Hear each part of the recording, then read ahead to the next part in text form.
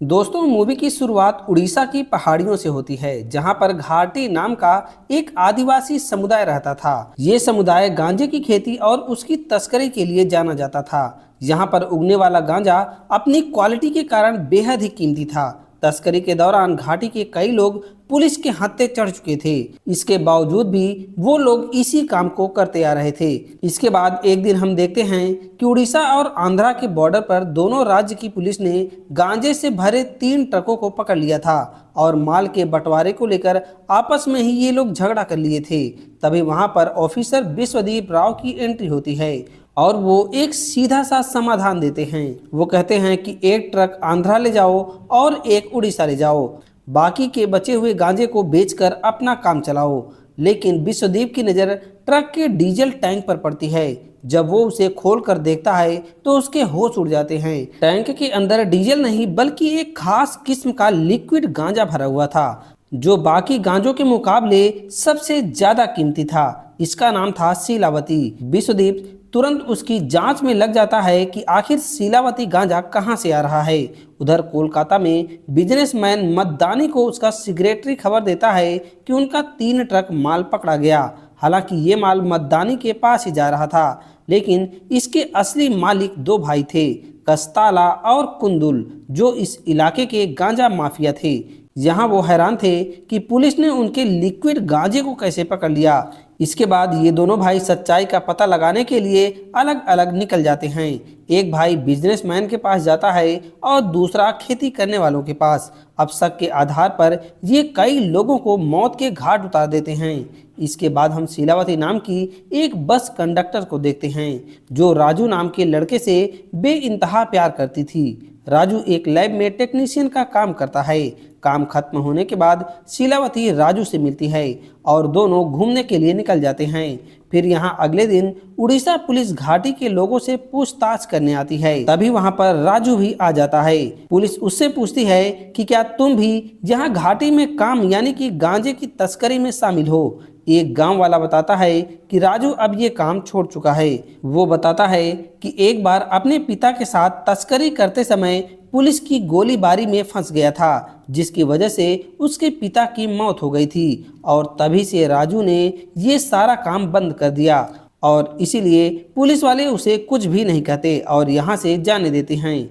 इधर ऑफिसर विश्वदीप उस गांजे डीलर तक पहुँच जाता है, जहाँ से उसे लिक्विड गांजा डिलीवर हुआ था, पर डीलर कुछ भी बताने से इनकार कर रहा था। लेकिन जब विश्वदीप ने उसे धमकी दी तो वह बताता है कि कोई अजनबी आदमी उसे माल देकर जाता है और ये लोग पैसे को एक रेलवे स्टेशन पर पहुंचा देते हैं।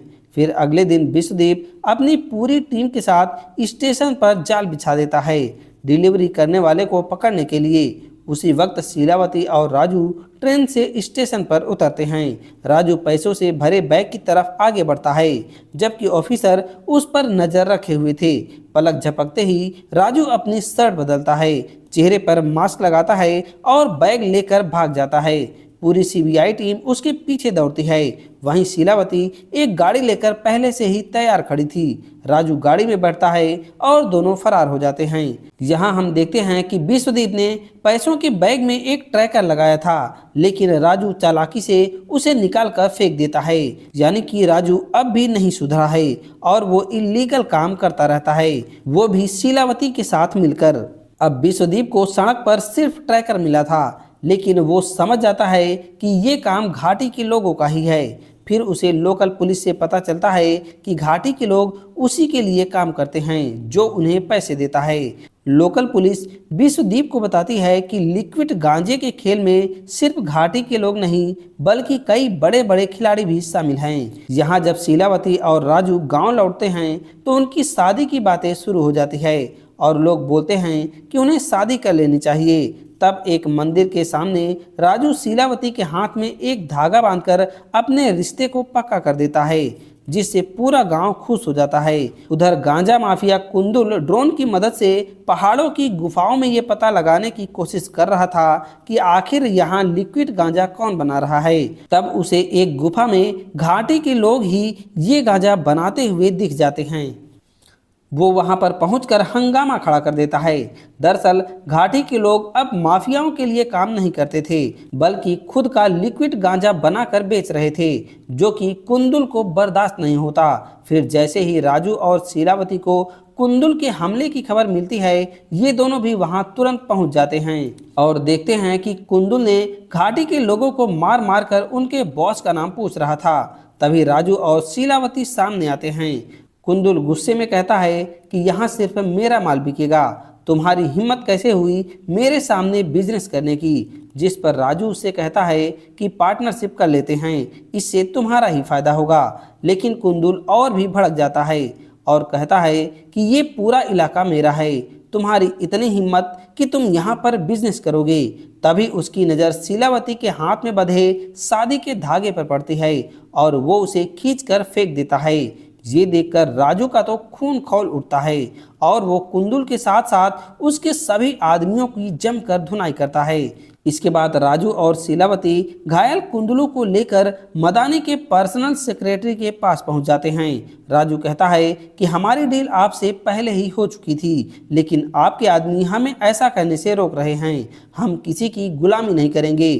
फिर जब कुंदुलू का भाई कस्ताला अपने भाई को इस हालत में देखता है तो वह गुस्से में आग बबूला हो जाता है। वहीं राजू आकर कस्ताला को भी ऑफर देता है कि हमसे हाथ मिला लो, वरना हम अपना माल कहीं और बेच देंगे।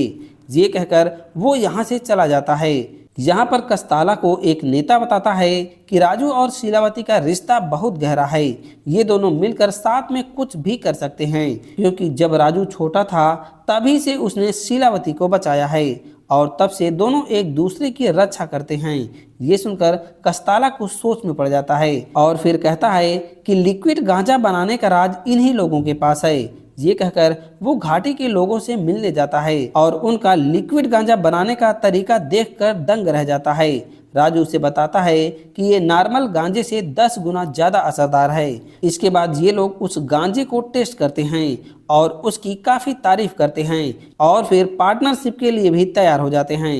फिर अगले दिन शीलावती और राजू की शादी धूमधाम से होती है, लेकिन तभी कुंदुलू अपने आदमियों के साथ हमला कर देता है, क्योंकि उसे तो अपना बदला लेना था। हर तरफ लोग मर रहे थे।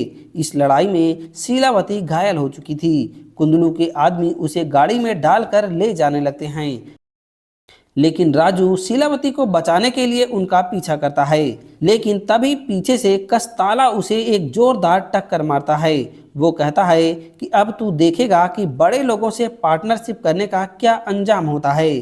फिर कस्ताला के कहने पर कुंदुलू शीलावती का मंगलसूत्र नोचकर फेंक देता है और फिर उसकी साड़ी खींचकर उसे एक खंभे से बांध देता है। राजू अपने प्यार को बचाने के लिए छटपटा रहा था, लेकिन कस्ताला के आदमी उसे पकड़े हुए थे। फिर जैसे ही राजू खुद को छुड़ाकर आगे बढ़ता है, कस्ताला उसे गोलियों से भून देता है, जिस वजह से राजू की मौत हो जाती है। इसके बाद कुंदुलू शीलावती के सारे कपड़े निकाल देता है और इन सब से शीलावती जैसे पत्थर की हो चुकी थी। अब हम कुछ दिनों के बाद ऑफिसर विश्वदीप को देखते हैं, जो कि राजू की तलाश में उसके गांव पहुंचता है, जहां उसे पता चलता है कि राजू मर चुका है। तब वो राजू के असिस्टेंट विनोद को पकड़ता है। विनोद कहता है कि मुझे कुछ नहीं पता, लेकिन फिर वो डर के मारे सब कुछ बता देता है। वो कहता है कि राजू जो कुछ भी कर रहा था वो घाटी के लोगों के भले के लिए कर रहा था। उसने बताया कि कैसे स्कूल और अस्पताल बनाने के लिए उसे मिले हुए सरकारी फंड से कई गुना ज़्यादा पैसा राजू ने सरकार को दिया, ताकि वो लोग अपने गांव में हॉस्पिटल और स्कूल बनवा सके। दरअसल राजू अपने गांव वालों के लिए रॉबिनहुड था, जो इन पैसों का अच्छा काम करता था। ये सुनकर विश्वदीप विनोद को अपने साथ ले जाता है। इधर शीलावती अपने पति राजू की कब्र पर जाती है, क्योंकि वो दुख बर्दाश्त नहीं कर पा रही थी। यहाँ से सीन थोड़ा फ्लैशबैक में जाता है और हम देखते हैं कि कैसे घाटी के लोगों की गरीबी और लाचारी देखकर शीलावती ने ही राजू को दोबारा ये काम करने के लिए मनाया था, क्योंकि घाटी के लोगों के बारे में कोई भी नहीं सोच रहा था और बड़े बड़े लोग घाटी के लोगों का बस फायदा उठा रहे थे। अब प्रेजेंट में शीलावती कब्र के सामने दोबारा से अपना मंगलसूत्र पहनती है और फैसला करती है कि वो इस काम को कभी बंद नहीं होने देगी। फिर वो तैयार होकर लिक्विड गांजा बनाने वाली लैब पर पहुंचती है, जहां घाटी के लोग कस्ताला के लिए काम कर रहे थे। कस्ताला के आदमी उसे देखकर उसका मजाक उड़ाना शुरू कर देते हैं, लेकिन तभी शीलावती उन सब पर कहर बनकर टूट पड़ती है और एक एक आदमी को मौत के घाट उतार देती है। आखिर में वो उस जगह को आग के हवाले कर देती है। इसके बाद एक घायल आदमी ये खबर कस्ताला और कुंदलू तक पहुंचा देता है। ये सुनकर वो शीलावती को मारने के लिए निकल पड़ते हैं, लेकिन कस्ताला रुककर लोकल पुलिस को एक्शन करने के लिए कहता है और इसके बाद पुलिस राजू की कब्र खोदने की कोशिश करती है ताकि उसे रोकने के लिए वहां शीलावती आए, लेकिन शीलावती नहीं आती। फिर हम देखते हैं कि शीलावती तो उसका इंतजार कर रही थी और यहाँ पर वो एक पुलिस वाले को बेरहमी से मार देती है जो कि कस्ताला से मिला हुआ था। दरअसल शीलावती अब पूरी तरह से जल्लाद बन चुकी थी। वो अपने दुश्मनों को चुन चुन कर मार रही थी। वो पुलिस वाले का कटा हुआ सिर लेकर घाटी के लोगों के बीच पहुंचती है और उसे एक मूर्ति पर रख देती है। शीलावती का ये भयानक रूप देखकर सारे लोग सहम चुके थे। इधर ये खबर बिजनेसमैन मद्दानी, कस्ताला और सीबीआई तक पहुंच जाती है और जब ये मामला मीडिया में उछलता है तो मद्दानी एक मीटिंग बुलाता है। यहाँ पर उसकी सेक्रेटरी सलाह देती है कि इस लड़ाई को रोकना होगा, वरना इन सब में हमारा नुकसान होगा। हम शीलावती को दुश्मन नहीं बल्कि पार्टनर बना लेते हैं और उसे घाटी का लीडर बना देते हैं। इस पर एक आदमी कहता है कि इतना सब होने के बाद क्या शीलावती हमारी बात मानेगी। तब मद्दानी का पर्सनल सेक्रेटरी किसी को फ़ोन करता है। इसके बाद ऑफिसर विश्वदीप विनोद के घर जाता है और शीलावती के बारे में पूछता है, लेकिन विनोद ये कहकर टाल देता है कि उसे इसके बारे में कुछ भी नहीं पता। इस दौरान शीलावती उसके घर में छिपकर उन दोनों की बातें सुन रही थी। फिर विश्वदीप विनोद को बताता है कि शीलावती को एक जरूरी मीटिंग के लिए बुलाया गया है जो कि सेक्रेटरी गेस्ट हाउस में होनी है। यहाँ पर विश्वदीप धमकी देता है कि अगर शीलावती नहीं आई तो घाटी के सारे स्कूल और हॉस्पिटल बंद कर दिए जाएंगे। फिर अगले दिन शीलावती उस मीटिंग के लिए निकल पड़ती है। उसे अकेला जाता देख उसका एक करीबी दोस्त पेम्बुली उसे आवाज देता है, लेकिन वो उसे अनसुना करके गेस्ट हाउस पहुंचती है। शीलावती जवाब देती है, मैं यहाँ पर घाटी के लोगों के लिए आई हूँ। तभी वहाँ पर कस्ताला पहुँचता है। उसे देखते ही शीलावती की आंखों में खून उतर आता है और उसके सामने अपने पति की मौत का खौफनाक मंजर घूमने लगता है, लेकिन फिर भी वो खुद पर कंट्रोल करती है।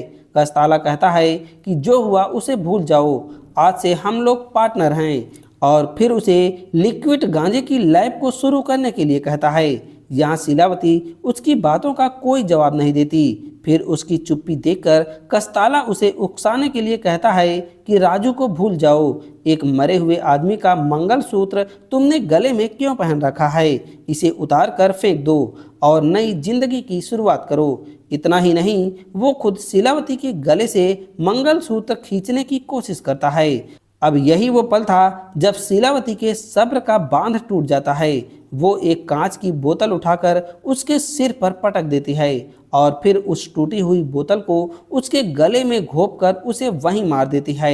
ये देखकर कस्ताला के आदमी उस पर हमला करते हैं, लेकिन शीलावती उन सब पर भारी पड़ती है। लेकिन इसी बीच एक गोली उसे भी लग जाती है। कस्ताला के आदमी उसका पीछा कर रहे थे। फिर थोड़ा आगे जाते हैं जहां पर कस्ताला के गुंडे गाड़ी के टायर पर गोली मारकर गाड़ी पलटा देते हैं। जैसे ही दो आदमी शीलावती को मारने के लिए आगे बढ़ते हैं तो यहाँ पर शीलावती का दोस्त आ जाता है और वो इन आदमियों को मारकर शीलावती को बचा लेता है। जहाँ पर उसका दोस्त शीलावती को लेकर एक सुरक्षित स्थान पर जाता है, जहाँ पर उसके शरीर से गोली निकाली जाती है और दर्द कम करने के लिए उसे गांजा दिया जाता है। नशे और दर्द की हालत में वो मौत के दरवाजे तक पहुँच जाती है, जहाँ उसे राजू दिखाई देता है। वहाँ राजू से कहती है कि तुम्हारी मौत के बाद मेरा तो दिमाग ही नहीं काम कर रहा, मैं बस लोगों को मारे जा रही हूँ। तब राजू उसे समझाता है और हिम्मत देते हुए कहता है कि तुम जो कर रही हो वो सही कर रही हो। अब जब शीलावती को होश आता है तो वह अपने दोस्त पेम्बुली के साथ गाड़ी लेकर यहाँ से निकल जाती है। दूसरी तरफ हम देखते हैं कि कुंदलू अपने भाई कस्ताला का अंतिम संस्कार करके बदले की आग में जल रहा था। इसके अगले दिन हम देखते हैं कि शीलावती का दोस्त उसे लेकर केवल कार के जरिए ही छत्तीसगढ़ भागने की तैयारी कर रहा था, लेकिन कुंदलू के आदमी वहां पहुंच जाते हैं। शीलावती अब भी बेहोश थी। पंबुली के साथी को ये लोग मार देते हैं, जिसके बाद पंबुली अकेले ही लड़ने की कोशिश करता है और बुरी तरह से पीटा जाता है। तभी बेहोशी में शीलावती को फिर से राजू की आवाज सुनाई देती है। राजू कहता है कि तुम्हें ही सब कुछ संभालना है। ये सुनते ही शीलावती की आंखें खुल जाती हैं और वो एक तूफान की तरह उन सभी गुंडों पर टूट पड़ती है और वहां पर कत्ले आम मचा देती है। तब एक आदमी किसी तरह से बचकर कुंदलू के पास जाता है। वो कांपते हुए कहता है कि जिसे हमने नंगा किया था वो तो शीलावती थी, लेकिन यहाँ पर शीलावती के वेश में कोई और ही है। ये सुनकर कुंदलू को गुस्सा आ जाता है और वो अपने ही आदमी को मार डालता है।